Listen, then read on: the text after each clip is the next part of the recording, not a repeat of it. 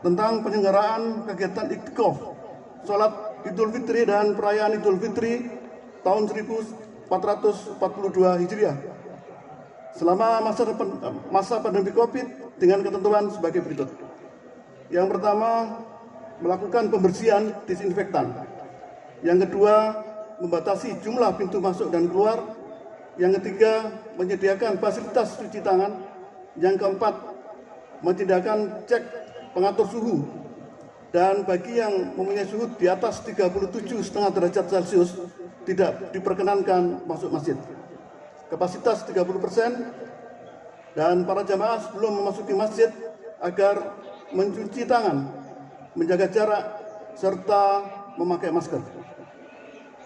Yang ketujuh, jamaah lanjut usia dan memiliki komorbid tidak diperkenankan mengikuti sholat.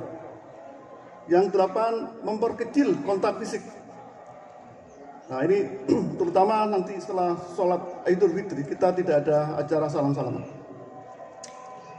Terkait dengan surat edaran wali kota, pengurus DKM Masjid At-Taqwa telah melaksanakan dengan sebaik-baiknya. Selanjutnya, laporan kegiatan selama Ramadan 1442 Hijriah. Gemar Ramadan telah dilaksanakan mulai tanggal 18 April sampai 2 Mei 2021 dengan menyelenggarakan kegiatan perlombaan yang diikuti oleh 105 orang dan memperebutkan 52 piala.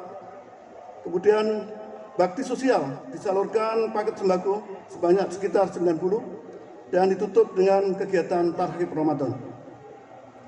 Sholat tarawih dan witir dilaksanakan selama 30 hari dan iktikaf selama 30 hari terakhir. Penyediaan takjil Ramadan selama bulan puasa selama 30 hari yang dikoordinir oleh Majelis Ta'lim At-Taqwa. Untuk itu kami mengucapkan terima kasih kepada para jamaah dan majelis ibu-ibu At-Taqwa yang telah menyediakan takjil Ramadan. Penyelenggaraan santunan kaum duafa termasuk anak yatim yang tidak mampu oleh Majelis Taklim At-Taqwa telah disalurkan sesuai dengan penerimaan sebesar Rp38.750.000 dan ini sudah diserahkan kepada Yayasan Pesantren dan Panti Asuhan. Penerimaan siswa, zakat fitrah, zakat mal, infak, serta sodako dan wakaf. Zakat fitrah yang berupa uang sebesar Rp9.768.000, beras sebanyak 520,5 kg dan 74,5 liter. Pembagian zakat fitrah seluruhnya dalam bentuk beras. Zakat mal terkumpul sebesar Rp11.200.000 dan dibagikan bersama zakat fitrah. Jumlah mujaki atau yang berhak menerima zakat sebanyak 398 orang. Alhamdulillah sudah tersalurkan sebelum Isya. Infak sebesar Rp1.122.000 dan fidyah sebesar Rp2.450.000. Wakaf, alhamdulillah ada yang sudah wakaf sebesar Rp15 juta dan tersimpan di rekening Yayasan At-Taqwa. Kami ucapkan terima kasih kepada pewakaf yang mendorong kami untuk lagi terus semangat menyediakan lahan untuk masjid dan sarana pendidikan di Masjid At-Taqwa. Kegiatan iktikaf sesuai dengan ketentuan Wali Kota Depok diizinkan 20% sehingga jamaah setiap hari selama 10 hari hadir sekitar 40 orang. Dan terima kasih kepada para donatur yang telah menyumbangkan selama iktikaf sebanyak Rp5.120.000 dan pengeluaran Rp6.770.000. Kekurangannya diambil dari dana DKM. Laporan dari DKM, penerimaan infak selama Ramadan 1442 Hijriah sebesar Rp24.400.000 Rp474.000 dan pengeluaran sebesar 15 juta, ini sekitar, nanti akan dihitung lebih lanjut dan akan dilaporkan pada Jumat besok. Jamaah sholat Idul Fitri rahimakumullah. Di bulan yang penuh berkah dan rahmat ini, kami selaku pengurus Masjid At-Taqwa, mohon maaf apabila terdapat salah dan khilaf dalam penyelenggaraan selama Ramadan dan penyelenggaraan kegiatan lainnya. Selanjutnya kembali kami mengingatkan tentang cara pelaksanaan sholat Id. Yang pertama, sholat Id dikerjakan sebelum khutbah. Yang kedua, sholat Id dikerjakan tanpa didahului dengan azan dan iqamah. Sholat Id dilaksanakan sebanyak 2 rakaat. Jumlah takbir pada rakaat pertama 7 kali selain takbiratul ihram, dan pada rakaat kedua 5 kali selain takbir ketika bangkit dan sujud. Dan takbir-takbir tersebut dilakukan sebelum membaca Al-Fatihah. Membaca doa ibtidah setelah takbiratul ihram dan sebelum takbir 7 kali pada rakaat pertama. Di antara takbir dianjurkan untuk membaca tahmid, puji-pujian, sholawat dan doa. Salah satu bacaan di antara takbir adalah Subhanallah walhamdulillah wala ilaha illallah Allahu akbar. Untuk gerakan dan bacaan sholat lainnya seperti ruku, iktidal dan lain-lain dilakukan seperti gerakan dan bacaan sholat pada umumnya. Khutbah akan dibaca, memang ini bisa 2 kali, bisa 1 kali, tapi pada kali ini khutbah dibaca 1 kali. Jamaah sholat Idul Fitri rahimahullah. Informasi selanjutnya, insya Allah yang akan menjadi imam sekaligus khotib di sholat Idul Fitri kali ini adalah yang terhormat Al-Ustadz Dr. Andes A. Ahmadin MPD, Ketua Yayasan Amal Mulia dan Madinah Islamic School, dan akan mengambil tema 6 Semangat Baru Idul Fitri. Kami selaku pengurus DKM pribadi dan keluarga mengucapkan selamat Idul Fitri, minal aidin wal faizin, mohon maaf lahir dan batin. Semoga Allah Subhanahu wa taala selalu melindungi kita semuanya. Sekian laporan kami. Selanjutnya kami mengundang Ketua Yayasan Pak Haji Nasir untuk sedikit memberikan sambutan. Terima kasih atas perhatian Bapak Ibu sekalian. Wabillahi taufik wa hidayah. Wassalamualaikum warahmatullahi wabarakatuh.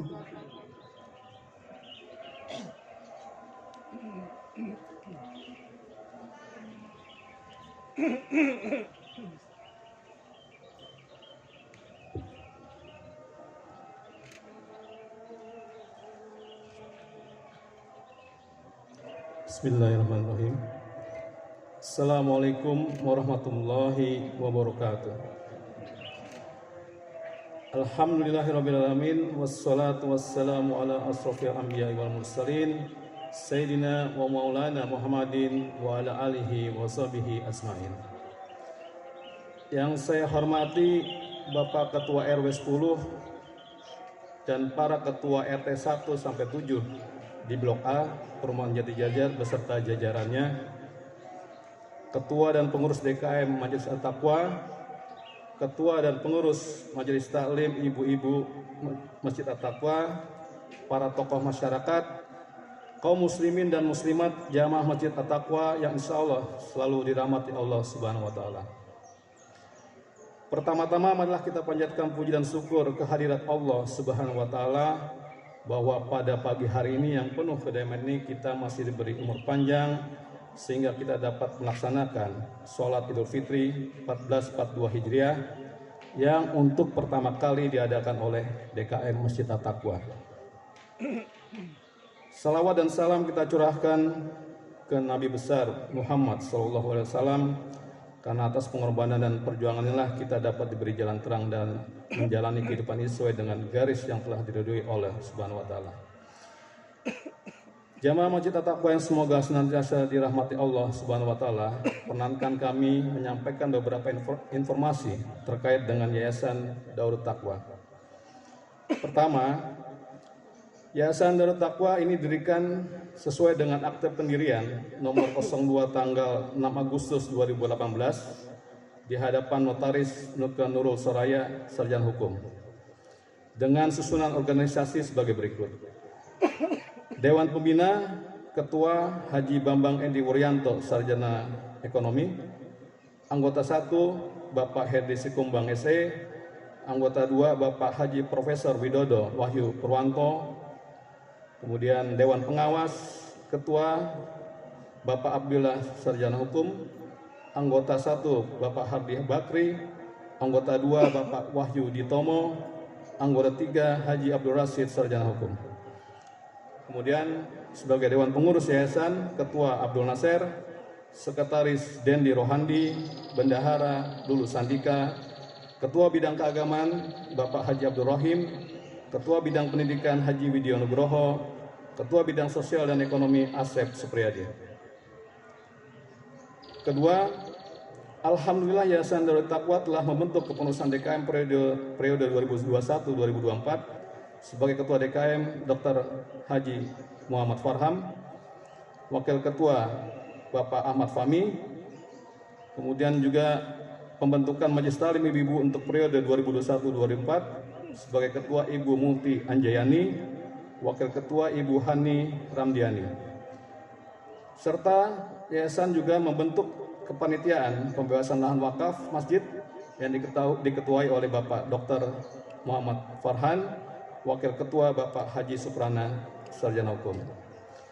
Selamat kepada pengurus DKM, Majelis Ta'lim Ibu-Ibu dan panitia pembebasan lahan. Semoga amanah ini menjadikan ladang amal pahala untuk Bapak Ibu sekalian untuk dapat memfasilitasi kegiatan-kegiatan Islami serta mengakomodir seluruh jamaah warga Muslim di Blok A.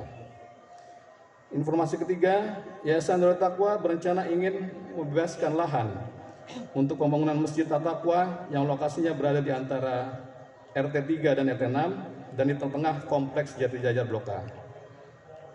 Relokasi ini masjid ini sudah sangat dibutuhkan saat ini dan untuk kedepannya ya, dengan jumlah warga Muslim di Blok A ini yang semakin bertambah sehingga masjid bisa menampung jamaah ketika sholat Jumat yang kondisi masjid sekarang sudah menggunakan jalan untuk kegiatan sholat jamaah.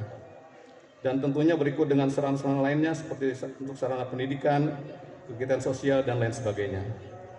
Semoga jamaah semua di Jajar khususnya di Blok A turut mendukung rencana ini, baik moral maupun material, sehingga kita bisa mempunyai masjid dan sarana lainnya yang bisa menampung jamaah, sehingga menjadikan masyarakat di Blok A ini menjadi masyarakat yang madani. Demikian yang kami dapat sampaikan.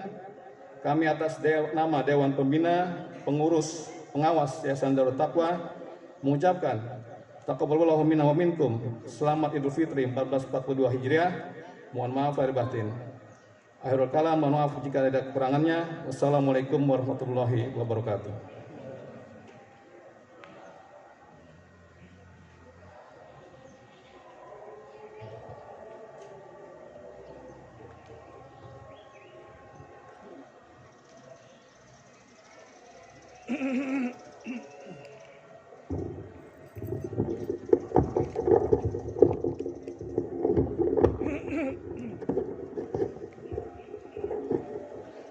Mari Bapak Ibu sekalian kita melaksanakan salat Idul Fitri.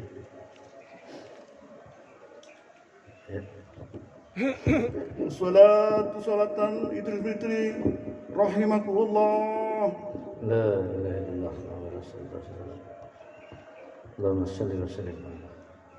Syau tadilu rahimakumullah. Tolong tetap lurus safnya walaupun tidak bisa rapat.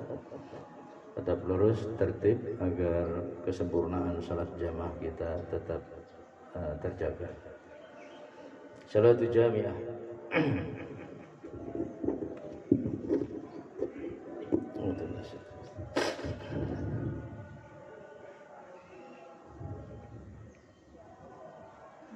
Allahu Akbar.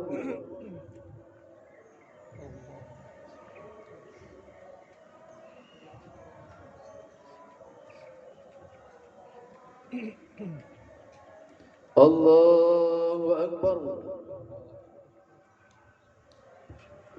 Allahu Akbar. Allahu Akbar. Allahu Akbar.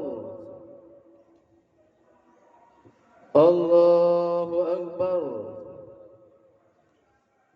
Allahu Akbar. Allahu Akbar. Bismillahirrahmanirrahim. Alhamdulillahi Rabbil Alamin, Ar-Rahmanir Rahim, Maliki Yawmiddin. Iyyaka na'budu wa iyyaka nasta'in. Ihdinas siratal mustaqim. Siratal ladzina an'amta 'alaihim ghairil maghdubi 'alaihim waladdallin.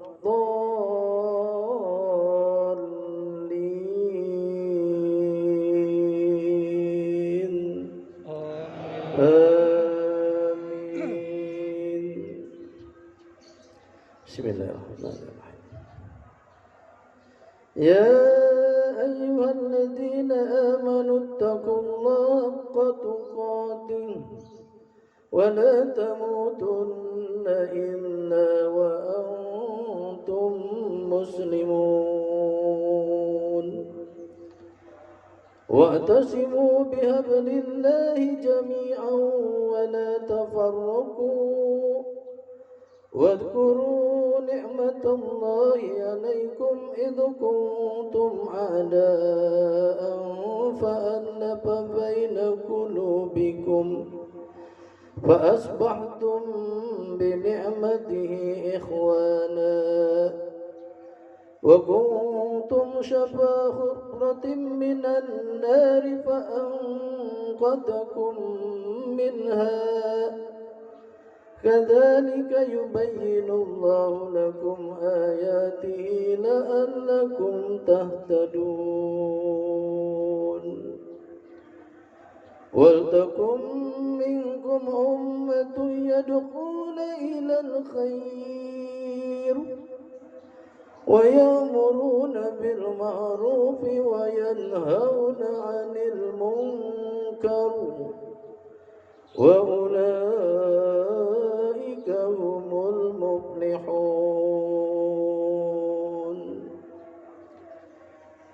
ولا تكونوا كالذين تفرقوا واختلفوا من بعد ما جاءهم البينات وأولئك لهم عذاب عظيم.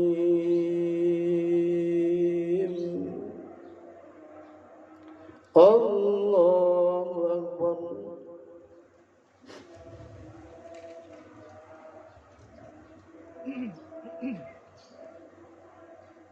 سمع الله لمن حمده. ربنا الله أكبر.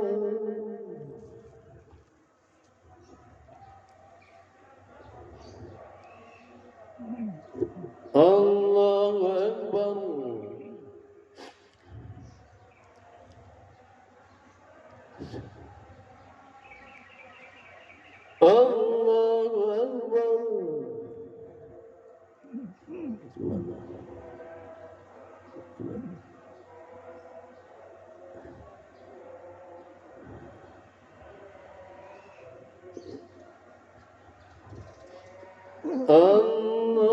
الله أكبر.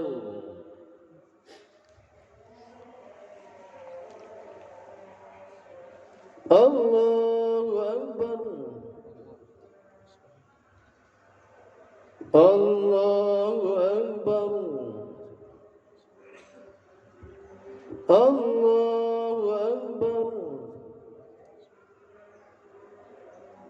Allahu Akbar. Allahu Akbar. Bismillahirrahmanirrahim. Alhamdulillahi Rabbil Alamin, Ar-Rahmanir Rahim, Maliki Yawmiddin.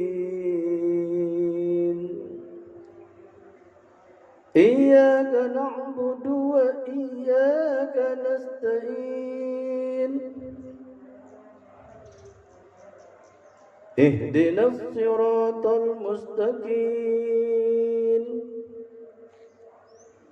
Siratal ladzina an'amta 'alaihim ghairil maghdubi 'alaihim waladdallin.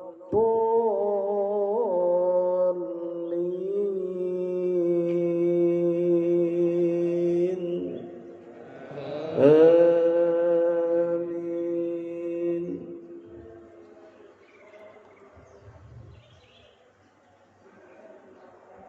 Ya ayyuhalladzina amanu ittaqullah wal tanzur nafsum ma qaddamat ligad wattaqullah innallaha khabirum bima ta'malun.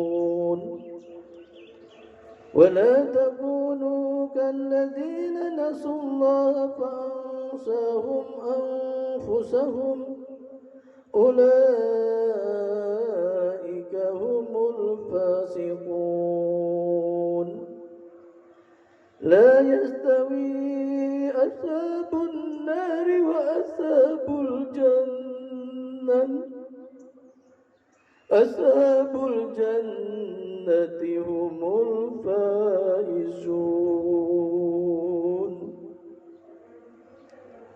لو أنزلنا هذا القرآن على جبل رأيته خاشعا متصدعا من خشية الله. وتلك الأمثال نضربها للناس لعلهم يتفكرون. الله أكبر.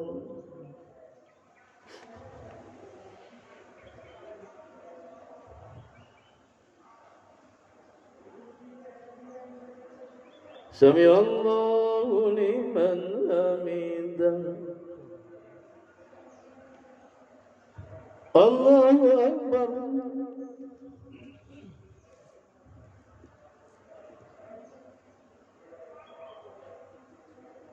الله أكبر.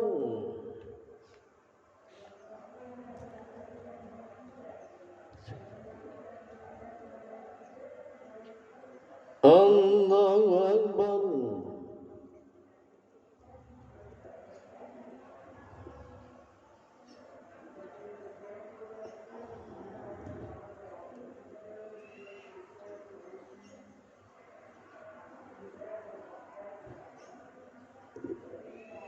الله أكبر.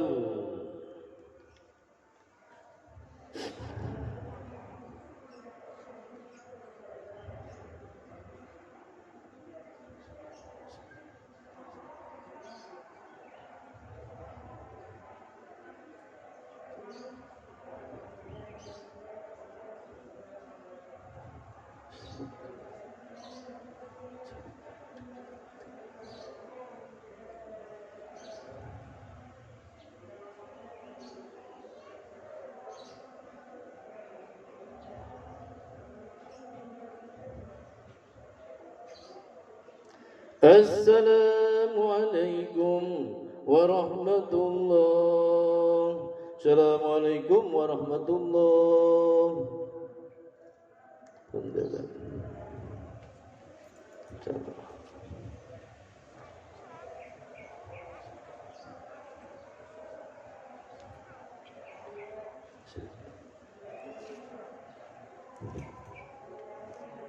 Ini dibagi.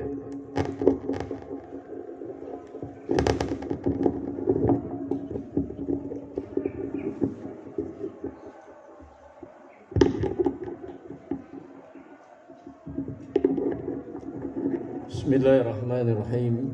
Assalamualaikum warahmatullahi wabarakatuh. Inna hamdanillah nahmaduhu wa nasta'inuhu wa nastaghfiruh wa natubu ilaih. Alhamdulillahilladzi hadana lihada wa ma kunna linahtadiya laula an hadanallah. Asyhadu an la ilaha illallah wahdahu la syarika lah wa asyhadu anna Muhammadan abduhu wa rasuluhu la nabiyya ba'dah. Allahumma shalli wa sallim ala hadzal nabiyil karim sayyidina Muhammadin wa ala alihi wa sahbihi ajma'in. Fa ya ibadallah usikum wa nafsi bi taqwallah faqad fazal muttaqun. Faqala ta'ala fil Qur'anil Karim wa huwa asdaqul qailin ya ayyuhallazina amanu taqullaha haqqa tuqatih wa la tamutunna illa wa antum muslimun. Allahu akbar, Allahu akbar, Allahu akbar, Allahu akbar, walillahil hamd. Kaum muslimin rahimakumullah, puji dan syukur kita panjatkan kepada Allah Subhanahu wa taala yang telah memberikan kenikmatan kepada kita dalam jumlah yang sangat banyak. Salah satunya adalah nikmat iman dan Islam, sehingga kita bisa nikmati ibadah Ramadan yang baru saja kita lewati dan ibadah sholat Idul Fitri pada pagi ini. Semoga apa yang kita laksanakan selalu mendapat ridho dari Allah Subhanahu wa ta'ala. Amin ya rabbal alamin.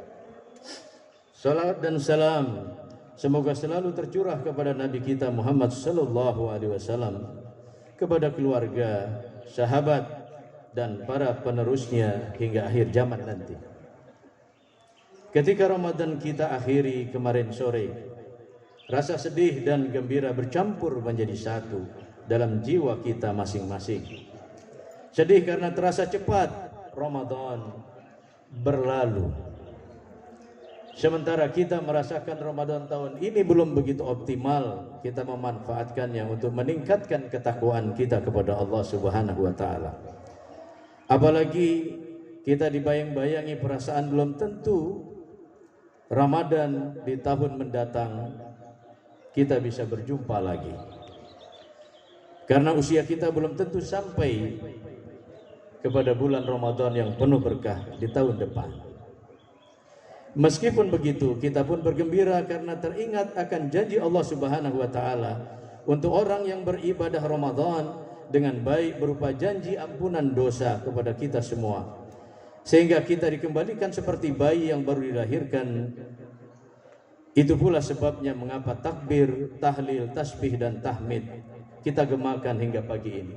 Ikhwatul iman, dalam hadis yang sahih Rasulullah menyatakan, man somahu wa qamahu imanan wa ihtisaban kharaja minaz dzunubi kayauma waladuthu ummuhu. Apabila kita melaksanakan puasa di siang harinya dan qiyamul lail di malam harinya dengan penuh keimanan, dengan penuh keikhlasan, dengan penuh kesungguhan, maka ketika kita keluar dari bulan Ramadan, keluar jugalah segala dosa-dosa kita seperti keluarnya bayi dari perut ibunya. Semoga kita termasuk yang mendapatkannya. Allahu Akbar, Allahu Akbar, walillahil hamd. Ibadah Ramadan yang telah kita tunaikan dengan sebaik-baiknya, kita rasakan sekarang ini telah membuat kita memiliki jiwa yang baru, semangat yang baru. Begitulah memang seharusnya Idul Fitri kita pahami dan kita hayati. Jiwa baru yang bersih merupakan modal yang sangat berharga untuk mewujudkan kehidupan masyarakat dan bangsa yang bersih dari segala tindakan tercela yang telah mencoreng nama baik bangsa dan negara kita. Yang menjadi pertanyaan kita kemudian adalah, semangat apa saja yang harus kita tunjukkan dalam kehidupan sesudah Ramadan, sehingga kita termasuk orang-orang yang mengalami peningkatan takwa kepada Allah Subhanahu wa taala. Sesuai dengan nama bulan ini, yaitu Syawal, yang artinya peningkatan. Paling tidak ada 6 bentuk peningkatan semangat sebagai bukti bahwa kita telah memiliki semangat baru di hari yang fitri ini. Yang pertama adalah semangat pengabdian. Pada dasarnya keberadaan kita dalam hidup ini adalah untuk mengabdi kepada Allah Subhanahu wa taala dalam arti yang luas. Karenanya semangat pengabdian harus terus menggelora dalam kehidupan kita. Masyarakat dan bangsa kita sekarang ini membutuhkan pemimpin dan rakyat yang memiliki semangat pengabdian untuk memperbaiki keadaan kita saat ini. Manakala semangat pengabdian hendak kita tunjukkan, maka pertanyaan ke dalam jiwa kita dalam setiap aktivitas yang kita lakukan adalah, apa yang bisa saya berikan kepada umat dan bangsa ini? Bukan apa yang bisa saya dapatkan dari umat dan bangsa ini, serta bukan jadi apa saya bila saya begini dan begitu. Ini yang sering terjadi. Kita selalu saja pamrih dalam melaksanakan apapun. Kita akan melakukan perbuatan ketika kita mengetahui apa yang akan kita dapatkan dari perbuatan yang kita lakukan itu. Sehingga keikhlasan kita di dalam melaksanakan amal itu menjadi hal yang sangat penting untuk kita perbaiki bersama-sama. Ini menunjukkan bahwa orang yang memiliki semangat pengabdian yang tinggi selalu berusaha agar keberadaannya bisa memberikan kontribusi manfaat kebaikan yang sebesar-besarnya. Ia pun merasa sangat rugi bila keberadaan dirinya tidak bisa dirasakan manfaatnya oleh orang lain. Dalam satu hadis Rasulullah menyatakan, khairun nas anfa'uhum linnas. Sebaik-baik orang adalah yang paling banyak memberikan manfaat bagi orang lain. Hadis riwayat Al-Qudai dari Jabir radhiyallahu anhu. Dalam proses memperbaiki bangsa, hilangnya semangat pengabdian merupakan suatu yang sangat berbahaya. Hal ini karena bila yang demikian itu terjadi pada individu seseorang, maka ia akan berkembang menjadi ananiah, egois atau mementingkan diri sendiri tanpa mau melihat orang lain. Ia tidak peduli apakah ia bersalah atau tidak. Yang penting apa yang dia lakukan bisa memenuhi hajat dan keinginannya.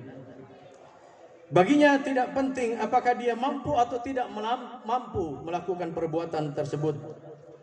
Baginya segala ambisi harus bisa dicapai meskipun harus menghalalkan segala cara. Sedangkan bila hal ini terjadi pada kelompok, maka hal itu akan menimbulkan asabiah atau fanatisme kelompok secara berlebihan, menganggap kelompoknya yang paling hebat, yang paling benar, yang lain salah. Ini juga akan berbahaya, ikhwati fillah, karena dia akan merusak sendi-sendi tauhidul ummah, sendi-sendi persatuan umat dan persatuan bangsa secara keseluruhan. Allahu Akbar, Allahu Akbar, Allahu Akbar, walillahil hamd. Jamaah yang sama-sama insya Allah dirahmati dan diberkahi oleh Allah. Yang kedua, jiwa yang baru seharusnya memiliki semangat pelayanan. Setiap orang, apalagi seorang pemimpin, seharusnya bisa melayani orang lain dengan sebaik-baiknya. Ini merupakan kelanjutan dari semangat pengabdian. Karena itu dalam sejarah kepemimpinan Islam kita dapati banyak pemimpin yang begitu cinta kepada rakyatnya sehingga ia mau melayani rakyat yang dipimpinnya itu. Satu di antaranya adalah Umar bin Khattab misalnya. Umar bin Khattab radhiyallahu an, sering beliau pada malam hari keluar untuk mengunjungi rakyatnya dari satu rumah ke rumah yang lain. Dan ketika beliau melakukan hal itu, suatu saat dilihat oleh sahabatnya Thalhah radhiyallahu anhu. Beliau melihat Umar bin Khattab memasuki satu rumah. Maka besok paginya Thalhah mendatangi rumah seorang nenek yang sudah tidak mampu berjalan tersebut. Rumah yang didatangi oleh Umar bin Khattab semalam. Ia bertanya kepada si nenek itu, ada urusan apa Khalifah Umar datang kemari semalam? Wanita itu menjawab, sudah lama ia berbuat seperti itu. Ia melayani kebutuhanku dan menghiburku di kala sedih. Mendengar hal itu, Thalhah berkata, celaka engkau wahai Thalhah, karena engkau selalu kalah dengan Umar. Begitulah Thalhah menyesali dirinya. Jadi ihwatul iman, para pemimpin Islam dahulu itu bukan hanya sekedar ingin mengangkat citra dirinya untuk turun ke bawah melihat rakyatnya, tidak. Bukan untuk popularitas, bukan. Tapi benar-benar ingin menyelami nasib rakyatnya. Kemudian mereka dengan serta-merta melayani dan membantunya. Sampai-sampai Umar bin Khattab, seorang kepala negara yang memiliki daerah yang sangat luas waktu itu, sempat-sempatnya mendatangi rumah seorang nenek. Dia bereskan rumahnya, dia sapu, dia per rumahnya, kemudian dia buatkan nenek itu makanan, dan seterusnya dan seterusnya. Allahu Akbar. Jika ada pemimpin yang seperti itu sekarang ini, insya Allah rakyat akan menjadi nyaman, tenang, tentram hatinya. Semangat untuk saling melayani itulah sekarang ini yang telah terkikis, bahkan hilang dari masyarakat kita. Lebih tragis lagi bila hal itu terjadi pada kalangan pemimpin yang seharusnya memang melayani orang-orang yang dipimpinnya. Ibadah Ramadan telah mendidik kita untuk memiliki semangat melayani yang disimbolkan dalam bentuk pengorbanan yang dilakukan, seperti dengan memberi makan dan minum kepada orang yang berbuka hingga menunaikan zakat fitrah di akhir bulan Ramadan. Yang ketiga, Bapak Ibu yang dirahmati Allah, adalah semangat baru yang harus kita miliki, semangat pembelaan. Ibadah Ramadan telah mendidik kita untuk menjadi orang yang memiliki solidaritas sosial yang tinggi. Karenanya setiap kita seharusnya siap membela dan menolong orang-orang yang membutuhkan pertolongan. Ketika Rasulullah SAW berhijrah dengan para sahabatnya ke Madinah, kaum muslimin yang berada di Madinah menunjukkan solidaritas yang sangat luar biasa. Mereka memberikan pertolongan dengan siap mengorbankan apa yang mereka miliki. Karenanya mereka disebut sebagai kaum Ansor, orang-orang yang memberikan pertolongan kepada saudaranya, yaitu kaum Muhajirin yang datang dari Makkah. Mereka melakukan apa yang disebut dengan bahasa ukhuwah, adalah bahasa yang paling tinggi, yaitu al-i'thar, mendahulukan kepentingan orang lain daripada kepentingan dirinya. Allah memuji sifat mereka dalam surah Al-Hasyr. Mereka mengeluarkan apa yang mereka miliki untuk saudaranya yang datang dari Muhajirin, padahal mereka sendiri memerlukan apa yang mereka berikan itu kepada saudaranya. Ini yang disebut dengan isar, ihwati fillah. Mendahulukan kepentingan orang lain daripada kepentingan kita.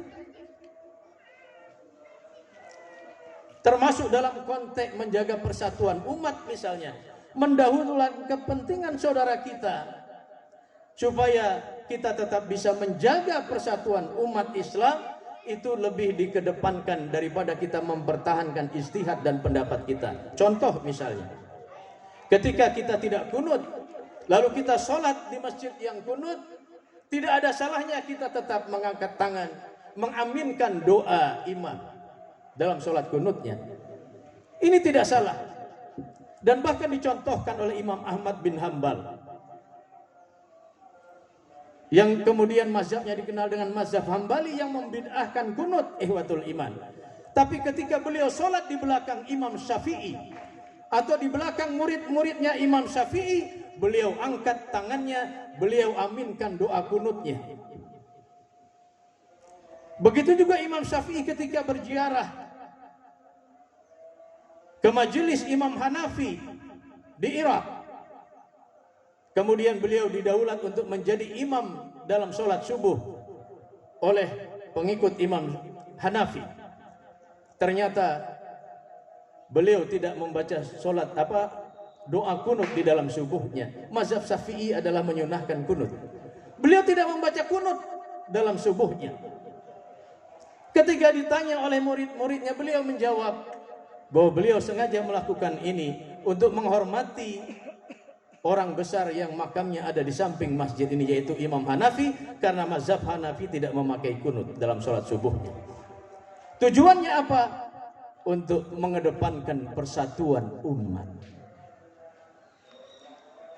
Ini yang seringkali kita tidak miliki. Kita ego dengan apa yang kita yakini, sehingga kita tetap saja tidak mengangkat tangan ketika kita sholat bersama dengan saudara kita yang kunut atau sebaliknya. Ini juga sudah dipraktekkan oleh ulama besar kita, Buya Hamka dan Hidam Khalid. Buya Hamka adalah dari Muhammadiyah, Kiai Haji Idam Khalid adalah ketua NU dan ketua MPR saat itu.